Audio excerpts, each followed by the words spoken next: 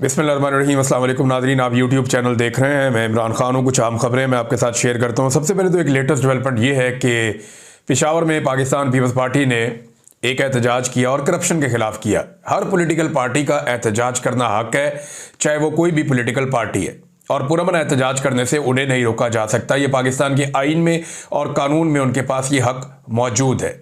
अब peoples party ने एहतजाज करने का फैसला किया और एहतजाज की जो वजह है वो ये है कि खैबर पख्तूनख्वा में कुछ स्कैंडल्स आए हुए हैं और उन स्कैंडल्स की तहकीकात नहीं हो रही पाकिस्तान पीपल्स पार्टी के बकौल, और वो ये चाह रहे हैं कि इनकी शफाफ तहकीकात करवाई जाएं इन स्कैंडल्स की, और ये करप्शन के स्कैंडल्स हैं। अब इस मामले के ऊपर बजाय कि तहकीकात हों या अपोजिशन को मुतमईन किया जाए, अपोजिशन जो है वो एहतजाज करने के लिए आई, और जब वो रेड जोन की तरफ बढ़ रहे थे तो उनके ऊपर आंसू गैस की शेलिंग शुरू कर दी गई। खैबर पख्तूनख्वा की हुकूमत से रब्ता किया गया, और देखें ये बड़ा उसूली मामला है कि आप शेलिंग नहीं कर सकते निहत्ते कारकुनों के ऊपर। पाकिस्तान तहरीक इंसाफ इसका सामना कर रही है लंबे अरसे से। तो सूबाई हुकूमत के ज़राए ये बताते हैं कि जनाब शेलिंग हमने की नहीं, और ये उन्होंने की है जो नॉर्मली शेलिंग करते हैं। फिर हमने जब विजुअल्स देखे तो उसमें कुछ सादा कपड़ों वाले लोग हैं जिन्होंने यूनिफॉर्म भी नहीं पहना हुआ पुलिस का, और वो शेल्स चला रहे हैं मुजाहिरीन के ऊपर। तो ये सादा कपड़ों वाले लोग तो एस्टेब्लिशमेंट के लोग हैं या इदारों के लोग हैं। अब इनके पास ये सहूलत भी मैसर है कि ये शेलिंग कर सकते हैं पब्लिक के ऊपर, क्योंकि पुलिस को तो कहा जाएगा कि ओन कर लो, वो बेचारे ओन कर लेंगे। जैसा कि बंगश साहब ने एक स्टेटमेंट दिया, वहाँ के जो पुलिस वाले सीनियर ऑफिसर, उन्होंने कहा जी कि ये रेड जोन है, रेड जोन में दाखिल होने की कोशिश के लिए फिर शेलिंग की गई है। लेकिन सूबाई हुकूमत कहती है जी हमने कोई अहकामात नहीं दिए और ये उन्होंने ही करवाया जो ये करवाते हैं। अब वहाँ का जो वज़ीर आला बेचारा बहुत ही बेबस है खैबर पख्तूनख्वा का, उसके इख्तियार में है ही कुछ नहीं।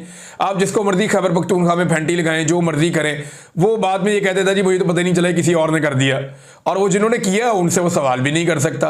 ड्रोन हमले में मासूम शहरी शहीद हो जाते हैं, वो मुकदमा भी दर्ज नहीं कर सकता। तो पुलिस तो उसके कंट्रोल में है ही नहीं।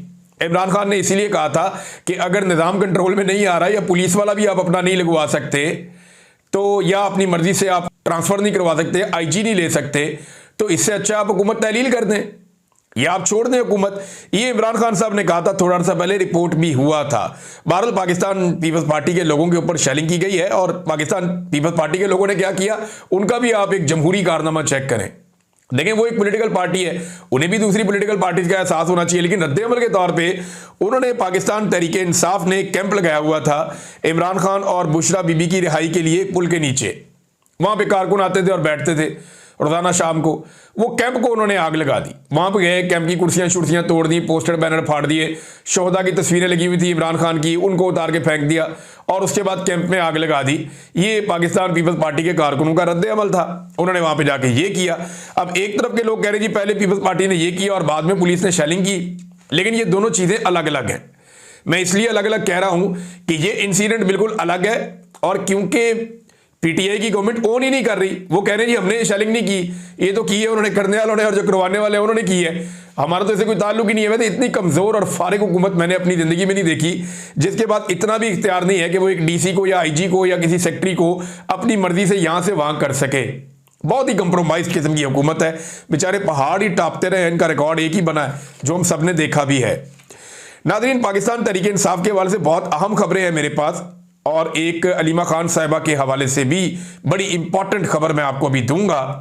लेकिन जो ड्रोन हमलों के खिलाफ एहतजाज होना था खैबर पख्तूनख्वा में, पेशावर में, वो एहतजाज मैंने देखा, उसके विजुअल मैंने 2-3 एंगल से देखे, सहाफ़ियों से बात की, तो उन्होंने कहा जी बिल्कुल वो तासुर नहीं आया कि जैसे पाकिस्तान तहरीक इंसाफ एहतजाज करने निकलती और लोग आ जाते हैं ना, या जिस तरीके से पब्लिक रिस्पॉन्ड करती थी इमरान खान को या इमरान खान की कॉल को, वैसे पब्लिक ने रिस्पॉन्ड नहीं किया। और उसकी जो बड़ी वजह बताई जा रही है कि जो लीडरशिप है उससे पब्लिक मुतनफ़र हो चुकी है कि ये लोग जो है ये इमरान खान को बाहर लाने में संजीदा नहीं है, और ये जो कुछ भी कर रहे हैं ये गोंगलुओं से मट्टी झाड़ रहे हैं। लेकिन सादी सी बात है भाई, तुमने अगर ड्रोन हमले के खिलाफ एहतजाज करना है तो पेशावर में क्यों कर रहे हो? अली अमीन गंडापुर मार रहा है ड्रोन वहां पे, यानी जो वजीरिस्तान में या काटलिंग में या दूसरी जगहों पे जो ड्रोन जाके वहां पे मिसाइल गिराते हैं जिसमें सिविलियंस और मासूम शहरी शहीद हो रहे हैं, वो ड्रोन अली अमीन गंडापुर मारता है जो तुम जा रहे हो और जाके पेशावर में एहतजाज कर रहे हो। भाई आपने एहतजाज करना है तो कॉमन सेंस की बात है। ड्रोन हमले के खिलाफ आपने इस्लामाबाद या रावलपिंडी जाके एहतजाज करना है, जहां से ड्रोन हमले की पॉलिसी बनती है, जिस पॉलिसी के ऊपर इंप्लीमेंट होता है तो मासूम शहरियों की शहादतें हो जाती हैं। तो आपको वहां जाना चाहिए था। अब जब पेशावर के अंदर आप एहतजाज करेंगे तो लोग इस बात को समझते हैं कि ये वो जगह ही नहीं है जहां पे इस चीज के लिए एहतजाज करना था। या तो एहतजाज करना है तो जिस जगह पे ड्रोन हमला हुआ वहां जाकर बैठ जाओ, सारी दुनिया को बुलाओ, बुलाकर दिखाओ ये क्या हो रहा है। या दूसरा, अगर आपने एहतजाज करना है तो फिर आप इस्लामाबाद जाएं, जहां पे पॉलिसी, जब इमरान खान ने ड्रोन हमले रोकने थे तो वो अफगान बॉर्डर की तरफ गया था ना, वो वहां पे गया था ना जहां पे नेटो की सप्लाई रोकी थी। उसने वही किया था जहां से ड्रोन हमले रुक सकते थे। फिर उसके दौर में एक भी ड्रोन हमला नहीं हुआ। यह था इमरान खान और उसकी स्ट्रेटजी। लेकिन उनकी क़यादत की हालत आप चेक कर लें। बिल्कुल जब ये जलसा इख्तिताम पजीर हो रहा था तो उससे पहले जुनैद अकबर साहब पहुंचे ऑस्ट्रेलिया का दौरा मुकम्मल करने के बाद। लेकिन जब वो तकरीर उन्होंने शुरू की तो मेरी इतला के मुताबिक मुझे 2 सहाफ़ियों ने यह बात कंफर्म की कि लोग वहां से उठकर जाना शुरू हो गए। असद कैसर साहब भी थे, आतिफ खान साहब भी थे, शेर अली अरबाब साहब भी थे, दीगर लोग भी थे। लेकिन जुनैद अकबर साहब से जो कारकुन है वो मायूस हुआ। उसकी वजह यह है कि जुनैद अकबर साहब बगैर बताए ऑस्ट्रेलिया के दौरे पर चले गए और उन्होंने अभी तक कोई भी एक सॉलिड कदम नहीं उठाया मौजूदा रजीम के खिलाफ या इमरान खान साहब की रिहाई के लिए। वो सिर्फ खैबर पख्तूनख्वा के अंदर फ्रेंडली मैचेस खेलते हैं, अपनी विकेट के ऊपर फ्रेंडली मैचेस खेलते हैं। अभी तक उनका कोई इम्तिहान नहीं हुआ कि वो पंजाब जा रहे हैं या वो जा रहे हैं इस्लामाबाद। जब भी उनसे किसी बड़ी तहरीक की बात की जाती है वो शिकवे शिकायतें लेकर बैठ जाते, जी वो नहीं कर रहा, ये नहीं कर रहा, वो क़यादत मेरे खिलाफ है, मुझे बंदे ठीक नहीं दिए, मेरे पास खोटे सिक्के हैं। भाई ये सारा कुछ तो आपको पहले सोचना था। अब आपके ऊपर जिम्मेदारी है, अवाम आपके साथ है, इमरान खान के साथ है, आपने अवाम को लीड करना और लेकर जाना है। आप दूसरे लोगों की तरफ देख कैसे सकते हैं। तो जुनैद अकबर साहब जो हैं उनसे ऐसा लगा कि कारकुन थोड़े से नाला हैं और इसके लिए अब उन्हें मेहनत करनी पड़ेगी, काम करना पड़ेगा ताकि कारकुनों को मनाया जा सके। और ये जो ड्रोन हमलों के खिलाफ एहतजाज है, अगर जुनैद अकबर साहब सीरियस है कि इमरान खान साहब की हदायत के ऊपर उन्होंने अमल करना है तो जाकर इस्लामाबाद में करें एहतजाज। ये पेशावर में एहतजाज करने से ना अली अमीन ड्रोन करता है ना वो ड्रोन रोक सकता है, बेचारा उसका तो लेना देना ही कोई नहीं है। अब नादरीन एक खबर बीच में थोड़ा हटके है लेकिन मैं यहां पे आपको बताना चाह रहा हूं कि वो इंपॉर्टेंट बात है। पाकिस्तान तहरीक इंसाफ से दोबारा से जो मखसूस नशिस्तें हैं वो छीनने के लिए तैयारी मुकम्मल हो गई है। अदालत में केस लगा, जिस तरीके से केस चला उससे साफ अंदाजा होना शुरू हो गया, जिस किस्म के जजेस रिमार्क्स दे रहे थे कि ये सीटें अब छीन कर पीटीआई से दे दी जाएंगी पीएमएलएन को। अक्सरियत सीटें उनके पास चली जाएंगी। उसके बाद पीटीआई के कुछ एमएनए फारग किए जाएंगे 9 मई के बहाने और पीएमएलएन को एक वक्त आएगा कि सिंपल मेजॉरिटी फराहम कर दी जाएगी कि आपकी हुकूमत गिरे ही ना। फिर सुनिया हो जन गलियां ते विल मिर्जा यार फिरे। फिर मौजे नवाज शरीफ की, शहबाज शरीफ की, मरियम नवाज की। लिहाजा उन्हें सादा अक्सरियत दिलवाने के लिए कोशिश की जा रही है। लेकिन जो इंपॉर्टेंट चीजें हैं देखें उसको हम नजरअंदाज नहीं कर सकते। ये बेंच बनाए इसलिए गया है, ये 26वीं तरमीम के बाद आईनी बेंच बनाए इसलिए गया है ताकि हर वो मनमानी की जा सके जो पाकिस्तान की एस्टेब्लिशमेंट चाहती है। पाकिस्तान की एस्टेब्लिशमेंट की हर ख्वाहिश को कानूनी जवाब फराहम करने के लिए ये आईनी बेंचेस बनाए गए हैं 26वीं आईनी तरमीम के जरिए से। सिंपल ये है। अब नंबर 1, अदालत ने बिल्कुल नहीं पूछा इलेक्शन कमीशन से कि तुम अपील में तो आ गए हो लेकिन 1 साल हो गया, फैसले पर अमल दरामद क्यों नहीं किया। यानी जुलाई 2024 का फैसला है, अभी तक अमल दरामद नहीं किया। जून शुरू होने वाला है 2025 का। भाई आपने अमल दरामद किया नहीं, मुंह उठा के आप अदालत में आ गए हैं कि जनाब हमने फैसले पर अमल दरामद नहीं किया। पहले तो उनसे पूछे कि अमल दरामद क्यों नहीं किया, यह सवाल पूछा ही नहीं और जजों ने बैठ के नजरसानी सुनना शुरू कर दी। फिर जिन जजेस ने वो फैसला किया था वही नजरसानी करते हैं ना। नजरसानी का मतलब क्या है कि जो आपने कहा उस पर जरा नजरसानी कर लें। तो जिन्होंने फैसला किया था उन्होंने ही नजरसानी करनी थी, लेकिन उनमें से अक्सरियत को निकाल के बाहर कर दिया गया जजेस को। बहुत सारे जजेस पहले भी नाम ले चुका हूं मैं, वो इसके अंदर बेंच के अंदर हिस्सा ही नहीं है। 6 के करीब जजेस जो है वो बाहर रख दिए गए जिन्होंने फैसला दिया था। तो अब उनको बाहर निकालकर ये नजरसानी कैसी हो रही है। नजरसानी के लिए कोई सॉलिड ग्राउंड भी नहीं है जिस बुनियाद पर नजरसानी हुई है। जिन 2 जजेस ने नजरसानी को मुस्तरद किया था उनके फैसले में जो कुछ भी था उसे मंजर आम पर नहीं आने दिया गया। तो टेक्निकल ग्राउंड्स पे ये केस बनता ही नहीं था, लेकिन फिर भी ये केस लगाया गया और अब कुछ तरीके करके कोई गेम खेल के ये सीटें अब पीएमएल-एन को देनी है। ये माले गनीमत है, इसको जरा समझें आप। माले गनीमत ऐसे है कि पीटीआई को लोगों ने वोट डाला, इमरान खान के नाम पे वोट डाला। अब जितने लोगों ने इमरान खान के नाम पे वोट डाला वो मखसूस नशिस्तें उन्हीं को मिलनी चाहिए, लेकिन वो माले गनीमत है वो बाकी जमातों में बांटा जाएगा कि हमने डकैती मारी है तो डकैती के माल के अंदर जो है माले गनीमत जो हमें मिल गया है, डकैती का माल जो हमारे पास आ गया है, उसकी बंदर बांट भी तो आपस में करनी है। और बंदर बांट करवाने के लिए फिर अदालत को इस्तेमाल किया जा रहा है। पहले अदालत ने एक फैसला दिया था, लेकिन अब उस फैसले की जगह दूसरा फैसला दिया जा रहा है। बैरिस्टर गौर ने नाज़रीन एक दावा किया, ये दावे पहले भी होते रहे। अब बैरिस्टर गौर कह रहे हैं जनाब के इमरान खान साहब ईद से पहले बाहर आ जाएंगे, उन्हें भी इस बात की उम्मीद लग गई है। बैरिस्टर गौहर को इस बात की उम्मीद कैसे लग गई, एक बड़ा सवाल है। आपके दिन में भी आ रहा होगा कि बैरिस्टर गौहर तो नॉर्मली ऐसी बातें नहीं करते, लेकिन अब उन्हें क्यों लग रहा है कि आने वाले दिनों में इमरान खान साहब बाहर आ सकते हैं ईद से पहले। वो ये कहते हैं कि केस लगेगा ना जैसे ही इमरान खान साहब का, तो ये तो सब जानते हैं कि आधे घंटे में खान साहब की बेल हो जाएगी, और जैसे ही इमरान खान साहब की बेल होगी इमरान खान साहब बाहर आ जाएंगे। लेकिन बेल तो तब होगी जब केस लगेगा। जरा इस पे अलीमा खान साहबा का आप एक स्टेटमेंट सुन लीजिए। अंग्रेजी में उन्होंने ट्वीट किया है, मैं उसका लुब्बे लुबाब आपको बता देता हूं। उन्होंने कहा जी कि कई महीनों से इस्लामाबाद हाई कोर्ट के जो चीफ जस्टिस हैं वो केस नहीं लगा रहे इमरान खान साहब का, और ये सरफराज डोगर साहब हैं ये फिक्स नहीं कर रहे। लेकिन फिर वादा किया गया कि इस हफ्ते इसको फिक्स किया जाएगा। पिछले मंगल को ये वादा किया गया था, और वहां पे बहुत सारे मेंबर कौमी असम्बली और सूबाई असम्बली पहुंचे थे, खैबर पख्तूनख्वा से, पंजाब से, सिंध से, हर जगह से। जजेस को सपोर्ट करने के लिए कि आप फैसला दें, हम आपके साथ खड़े हैं। तो chief justice Islamabad high court ने कमिटमेंट दी थी लतीफ़ खोसा को, अली जफर को और बैरिस्टर गौर को कि वो इस केस को अगले हफ्ते ज़रूर सुनेंगे, यानी ये जो हफ्ता अब शुरू हो गया इसमें वो ज़रूर सुनेंगे। लेकिन ये केस लगाया नहीं गया। अब वो ये बताती हैं कि 28 तारीख से छुट्टियां शुरू होने जा रही हैं गर्मियों की, फिर इस केस को लटका देंगे, लंबा ले जाएंगे। लिहाजा अभी जो है हमारे पास 26 और 27 तारीख के 2 दिन बाकी हैं जिनमें ये केस सुना जाए। आज 26 गुजर गई, कल 27 है, और मेरी इतला के मुताबिक अलीमा खान साहिबा से ये वादा किया गया है पार्टी की जानिब से कि कल के दिन में सारे एमपीएस, एमएनएस, सेनेटर्स और जितने भी अरकान असम्बली हैं या अहम ओहदेदार हैं पाकिस्तान तहरीक इंसाफ के, वो सारे इस्लामाबाद हाई कोर्ट पहुंचेंगे कि इमरान खान साहब का केस लगाया जाए। अब इमरान खान साहब का केस लगाया नहीं जा रहा, लगाया इसलिए नहीं जा रहा कि इमरान खान साहब को रिहा करना नहीं है। हुकूमत के ऊपर से कुछ दबाव जो पहले उनके ऊपर थे वो दबाव अब काफी हद तक हट चुके हैं। दूसरी जानिब इमरान खान साहब पे ये दबाव डाला जा रहा है कि वो पॉलीग्राफिक टेस्ट करवाएं, वो पॉलीग्राफिक टेस्ट नहीं करवा रहे, वो कह रहे हैं मेरे वकीलों को बुलाओ। तो मेरे ख्याल में इमरान खान साहब को ये टेस्ट करवा लेना चाहिए वकीलों की मौजूदगी में। इमरान खान साहब के वकील बैठे, वो एक एक सवाल लिखेंगे, ये सवालात पूछे गए और इनके जवाब इमरान खान साहब ने ये दिए और बाहर आके पब्लिक कर दें, क्योंकि कल को इस टेस्ट को पॉलिटिक्स के लिए इस्तेमाल करेगी पाकिस्तान की एस्टेब्लिशमेंट कि हमने इमरान खान से ये पूछा तो उसने ये कहा था।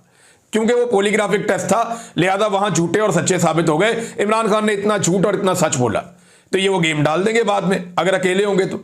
लिहाजा यहां पे इमरान खान साहब के वकला का होना जरूरी है ताकि उनके साथ कोई सियासी खेल ना खेला जा सके। ये इमरान खान साहब का मुतालबा है, ये मुतालबा मान लिया जाए तो फिर बेहतर है। लेकिन केसेस इमरान खान साहब के नहीं लगाए जा रहे। अब 27 तारीख कल को लगेगा या नहीं लगेगा। वैसे एस्टेब्लिशमेंट जिस वक्त होश के नाखून लेगी या जिस वक्त अदलिया पर दबाव डालना छोड़ेगी तो गर्मियों की छुट्टियों में भी केसेस लग सकते हैं। आपको याद है ना, नवाज शरीफ साहब के लिए अदालत चली गई थी एयरपोर्ट पे इंसाफ देने के लिए मियां साहब को। हालांकि उस वक्त वो सजा याफ्ता मुजरिम थे, लेकिन उन्हें पहुंचाया गया फिर हेलीकॉप्टर पे वहां पे मीनारे पाकिस्तान में, जहां पाकिस्तान तहरीक इंसाफ को 3 साल हो गए, उनको जलसे की इजाजत ही नहीं मिल रही। तो ये तो नादरीन इस वक्त हालात है पाकिस्तान की पॉलिटिक्स के और पाकिस्तान की एस्टेब्लिशमेंट के कि किस तरह से उन्होंने ये सारा कुछ किया है। एस्टेब्लिशमेंट का जो बढ़ता हुआ एतमाद है उसके पीछे शहजाद अकबर साहब ने निशानदेही की है और उन्होंने पूरा एक वीलॉग भी किया है।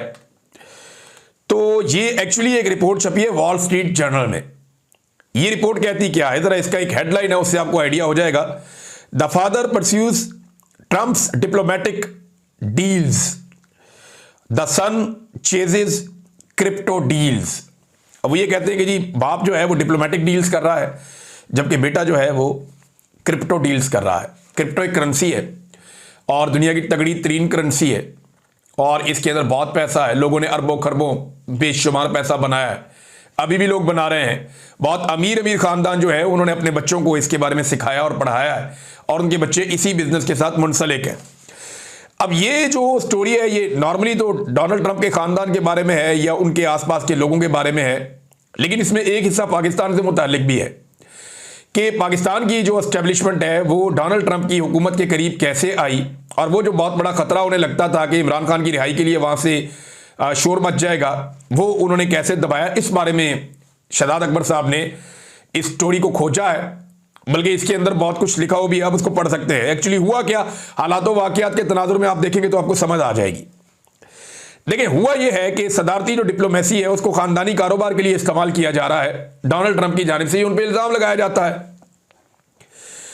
आसिम मुनीर साहब जब फील्ड मार्शल बने ना तो उसके बाद बिलाल बिन साकिब नामी एक किरदार है, ये बहुत आसपास दिखाई देता है और ये बरतानिया से आने वाले एक नौजवान है और ये क्रिप्टो के मामले में बड़ा एक करैक्टर है और एस्टेब्लिशमेंट जो है वो काफ़ी मुतहर्रिक हो गई है क्रिप्टो को लेके और उन्होंने अब इसके लिए बिजली भी मुख्तस करने का फैसला किया, एरिया भी मुख्तस करने का फैसला किया और साथ ही साथ इसके अंदर एक खबर और है, ये बड़ी इंटरेस्टिंग है। लेकिन पहले ये करैक्टर एक और आप देखिए, ये जैक विल्डकॉफ है। ये जैक विल्डकॉफ जो है ये एक कंपनी है WLF, इस कंपनी को कहते हैं वर्ल्ड लिबर्टी फाइनेंशियल, ये क्रिप्टो में डील करती है और डिफरेंट चीज़ों में। तो ये जो कंपनी है ये इसका मालिक है आप समझ लें और इसका वालिद जो है वो है स्टीव विल्डकॉफ। ये जो इसका वालिद है ये मिडिल ईस्ट का इन्वॉय है, अमेरिका का स्पेशल नुमाइंदा है मिडिल ईस्ट के लिए और इसका ज़्यादातर टाइम जो है वो UAE में गुजरा है। अच्छा, ये जो बेटा है ये भी पाकिस्तान आया, जेंट्री बीच नामी सियासतदान जिसका बड़ा चर्चा हुआ वो भी पाकिस्तान आया और डोनाल्ड ट्रंप की फैमिली का भी इसी कारोबार के अंदर एक बड़ा हिस्सा है। 26 अप्रैल को कोई प्राइवेट तैयारा पाकिस्तान आया था जिसमें ये लोग पाकिस्तान की इस्लामाबाद की सरजमीन पे उतरे थे, WLF की लीडरशिप और जैक था उसके अंदर, साकिब इनके साथ था और $2 लाख का महाना का एक मुआहदा हुआ था जो पाकिस्तान की गवर्नमेंट या पाकिस्तान देगा, $2 लाख महाना। ये ट्रंप के कुछ करीबी साथी हैं, एक उनका साबिका गार्ड है, एक वकील है, कुछ और लोग हैं, तो इनको ये पैसा दिया जाएगा और मुआहदे के अंदर क्रिप्टो का मामला है और रेयर अर्थ एलिमेंट्स का मामला है, मिनरल्स, रेयर अर्थ मिनरल्स। ये वो मादनियात हैं जो अमेरिका को चाहिए और इन कंपनीज को चाहिए और इनकी वैल्यू बहुत ज्यादा है। फ्यूचर में आपको पता चलेगा ये कितनी कीमती है। लिहाजा खैबर पख्तूनख्वा की हुकूमत को ऑर्डर दिया गया कि बहुत सारे रेयर अर्थ एलिमेंट्स जो हैं या रेयर अर्थ मिनरल्स जो हैं वो आपके सूबे में है, लिहाजा ये कानून पास कर दें। वहां पे इमरान खान साहब और PTI अड़ गई और उन्होंने कानून पास किया नहीं। तो अब जो मादनियात हैं वो खैबर पख्तूनख्वा में है और अली अमीन गंडापुर साहब कहते हैं मैं करना चाह रहा हूं, लेकिन मामला जाके कहीं और जुड़ जाता है। तो ये क्रिप्टो के अंदर इन्वॉल्वमेंट पाकिस्तान की 2 लाख महाना जो डॉलर्स हैं वो दिए जाना उन लोगों को जो डोनाल्ड ट्रंप के करीबी हैं और फिर डोनाल्ड ट्रंप की फैमिली का इस कारोबार से मुंसलिक होना, इन सारी चीजों को आप जोड़कर देखें तो डोनाल्ड ट्रंप डिप्लोमेसी कर रहे हैं जो उनका काम है, लेकिन उनकी फैमिली साथ साथ बिजनेस भी कर रही है। ये लुब्बे लुबाब है स्टोरी का। अब एक्चुअल सिचुएशन क्या है, डोनाल्ड ट्रंप की फैमिली का इसके ऊपर क्या रद्द अमल है वो आएगा, वो भी आपको बता देंगे। लेकिन पाकिस्तानियों को जो उम्मीद थी वो तो पूरी नहीं हुई, लेकिन जो उम्मीद इमरान खान साहब को थी वो भी अभी अधूरी है और उसकी वजह लीडरशिप है। इमरान खान साहब हमेशा से कहते हैं कि मेरा फैसला बाहर नहीं पाकिस्तान के अंदर होगा और पाकिस्तान के अंदर तो फैसला तभी होगा ना जब इंसाफ मिलेगा। अब इंसाफ की हालत पाकिस्तान में क्या है, जरा ये एक केस आप देखिए, बड़ा इंटरेस्टिंग केस है और ये मुख्तलिफ लोगों ने रिपोर्ट किया है। जिना हाउस, वैसे ये कोर कमांडर हाउस है, हमें तो आप पता चलता है कि ये जिना हाउस है, हमेशा से कोर कमांडर हाउस है। बाहर से जब भी गुजरते थे तो दूर से गुजरना पड़ता था, सामने सिक्योरिटी लगी होती थी तो इसके तो करीब भी नहीं फटक सकता था इंसान। तो ये जो जिना हाउस है वो वहां पे कोई मुलजिम अली रजा साहब थे, रजा अली साहब, इनको सुप्रीम कोर्ट से जमानत मिल गई है। अब फाइनली सुप्रीम कोर्ट से इनको जमानत मिली है क्योंकि केस का ना कोई सर है ना कोई पाँव है। वजह यह है कि एक पुलिस वाले को इन्होंने जख्मी कर दिया था मुबैना तौर पे, मुकदमे के मुताबिक रजा अली ने एक पुलिस वाले को जख्मी कर दिया था। अब पता चला कि जो जख्मियों की लिस्ट है उसमें उस पुलिस वाले का नाम ही नहीं है, वो जख्मी नहीं हुआ। जो शख्स जख्मी नहीं हुआ उसको जख्मी करने के इल्जाम में एक आदमी 2 साल से जेल में पड़ा है। ये आपके 9 मई के मुकदमात हैं और इन मुकदमात में इमरान खान साहब को फिक्स करने का फैसला किया जा रहा है। और ये निजाम कैसे ब्लैकमेल कर रहा है आम शहरियों को, इंसानों को। ज़रा ये आप एक ट्वीट एक आई हुई है मेरे सामने, इसमें कोई कल्बे अब्बास साहब है और शबीर अहमद साहब है, ये किस तरह से खवातीन को हरासा करते हैं। ज़रा ये एक छोटी सी ऑडियो है, ये आप सुनिए, आपको आइडिया हो जाएगा। जी कौन? मैंने बताया जी, कल्बे अब्बास बोल रहा हूँ, स्पेशल ब्रांच। लड़के पीटीआई के जो है ना अरेस्ट हुए थे कब? रात को, तो उसमें आपका नाम जो है वो आया, लेकिन आपने रात को अटेंड ही नहीं किया। कौन अरेस्ट हुए हैं पहले आप मुझे ये बताएं। ये जो लड़के सलमान वगैरह हैं, शयान है, सलमान शायान कौन? मैं तो किसी को भी नहीं जानती। बहरहाल यानी जी आपके वो मैसेजेस, वॉइस मैसेजेस जो है ना वो रिकवर हुए हैं उससे। जब मैं किसी को जानती ही नहीं तो उनके पास, जब मैं इनमें से किसी को जानती ही नहीं तो उनके पास मेरे वॉइस मैसेज या मैसेजेस कैसे रिकवर हो सकते हैं? सारा कुछ मौजूद है। यानी और रात को अगर आपसे बात हो जाती तो बेहतर था। ठीक है, जो फेवर हो सकती थी, अभी भी जो हो सकता है इंशाल्लाह मैं रिपोर्ट, क्योंकि मैं नहीं बनानी है, ठीक है, तो लेकिन एफआईआर हो गई है, एफआईआर में आपका नाम भी है। सर वो मुझे एफआईआर की कॉपी भेज दें जरा प्लीज। तो वो तो कोई इशू नहीं, लेकिन ये है कि आप रात को बात हो जाती ना तो वो सर रात को छोड़े, अब तो बात हो रही है ना, आप मुझे एफआईआर की कॉपी भेज दें। तो नाज़रीन, आपने ये देखा कि किस तरीके से ये ब्लैकमेल करते हैं, और ये ब्लैकमेलिंग है एक तरह की, हिरासा किया जाता है, और ये पॉलिटिकल मामलात में किस हद तक इन्वॉल्व है। एक रैली निकालना या एहतजाज करना, इससे प्रॉब्लम क्या है? ये पूरे पाकिस्तान में कानून के मुताबिक लोग कर सकते हैं, सारी पॉलिटिकल पार्टीज करती हैं, लेकिन तहरीक इंसाफ को पाकिस्तान की एस्टेब्लिशमेंट और हुकूमत दीवार के साथ लगाते हैं और डेलिबरेटली लगाते हैं।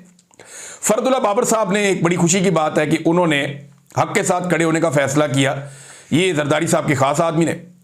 अब वो मारंग बलोच के मामले में उन्होंने आकर साफ कहा, DGISPR का उन्होंने नाम नहीं लिया, लेकिन उन्होंने कहा कि यकतरफा तौर पे किसी को भी बगैर सबूत के मारंग बलोच को या BYC को बगैर ट्रायल के दहशतगर्द करार देना ये इंतहाई गलत है और ये बैकफायर कर सकता है। ऐसे घोड़े पे सवार नहीं होना चाहिए जिससे आपको उतरने का नहीं पता, और ये जाने बगैर कि इससे उतरना कैसे, आपने इस तरह का काम नहीं करना चाहिए जिसमें आपको नतायज का पता ना हो। और ये भी उन्होंने कहा कि जो लोग अपने हक के लिए आवाज उठाते हैं उन्हें दहशतगर्द करार देना, इस सिलसिले को रोका जाए, ये फरदुल्ला बाबर साहब ने कहा। तो एक और आवाज उठी है मारंग बलोच साहिबा के हक में, लेकिन पीपल्स पार्टी बदकिस्मती से पूरी तरह से इस वक्त एस्टेब्लिशमेंट की बी टीम बनी हुई है। अब तक के लिए इतना ही। अपना ख्याल रखिएगा, अपने चैनल का भी। अल्लाह हाफिज।